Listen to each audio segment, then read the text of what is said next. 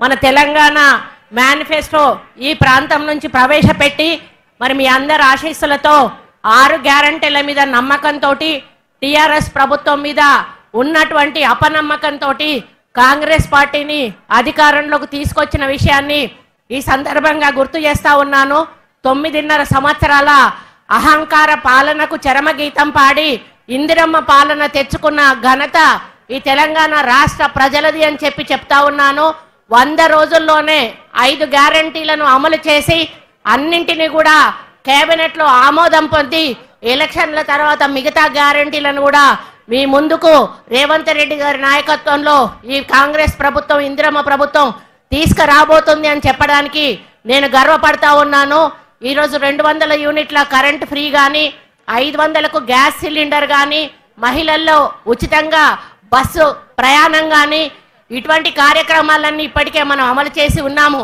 మరి ఈ విధంగా అమలు చేసిన సందర్భంలో ప్రజల్లో కాంగ్రెస్ పార్టీ మీద ఉన్నటువంటి ప్రేమతోటి ఈరోజు టీఆర్ఎస్లోంచి కానీ బీజేపీలోంచి కానీ పెద్ద ఎత్తున నాయకులు వచ్చి కాంగ్రెస్ పార్టీలో చేరుతున్న సందర్భంలో మరొక పక్క కేసీఆర్కి ఒక పక్క కేటీఆర్కి అటు అధికారం పోయింది అనేటువంటి ఫ్రస్ట్రేషన్లో ఒక పక్క ఉంటే ఈరోజు బీఆర్ఎస్ పార్టీ పూర్తిగా ఖాళీ అయిపోతున్నటువంటి ఫ్రస్ట్రేషన్ ఇంకొక పక్క ఉంది.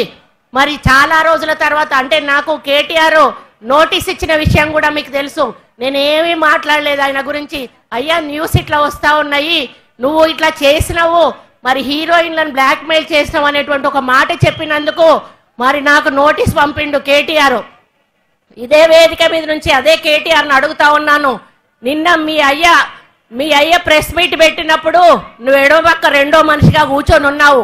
నీ అయ్య ఎటువంటి మాటలు మాట్లాడిండో ఒక్కసారి నువ్వు నీ చెవులతో విన్నావా అని అడుగుతా ఉన్నా.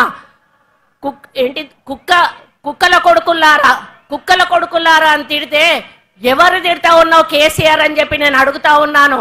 తెలంగాణ మహిళలను తిడుతున్నావా? కొడుకులు అంటే కుక్కల కొడుకులు అంటే ఆడవాళ్ళందరినీ కూడా కుక్కలు అని తిడుతున్నావా అని చెప్పి ఈ సందర్భంగా నేను అడుగుతా ఉన్నాను.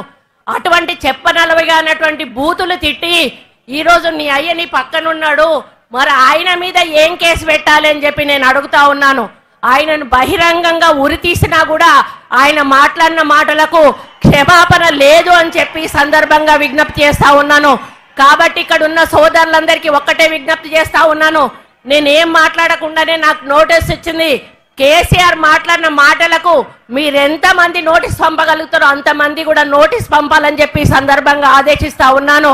కాబట్టి ఇప్పటికైనా కూడా టీఆర్ఎస్ నాయకులకు ఒక్కటే చెప్తా ఉన్నాను, హెచ్చరిస్తా ఉన్నాను. మీరు తిడితే పడడానికి మేము ఇక్కడ లేము. మేము ప్రజల విశ్వాసంతో అధికారంలోకి వచ్చి ఇక్కడ కూర్చున్నాము. మీరు అధికారంలో అనుభవించి పైసలు దండుకొని ఈరోజు ప్రజల నమ్మకం పొడగొట్టుకొని ఈరోజు ప్రతిపక్షంలో కూర్చున్నారు. మేము అధికారంలో కూర్చుని ప్రజా సంక్షేమం కోసం పనిచేస్తా ఉన్నాము.